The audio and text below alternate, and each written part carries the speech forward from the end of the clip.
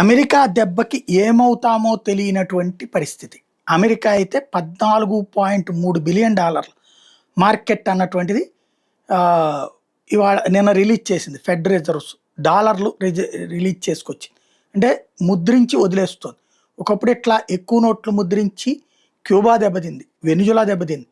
మన దగ్గర ఎంత నిధులున్నాయో దానికి అనుగుణంగా చేయాలి. అలా కాకుండా చేసినటువంటి సందర్భంలో కీలకమైనటువంటి పరిణామం చోటు చేసుకుంది. దాన్ని ఇక్కడ మనం గుర్తుపెట్టుకోవాల్సినటువంటి అంశం.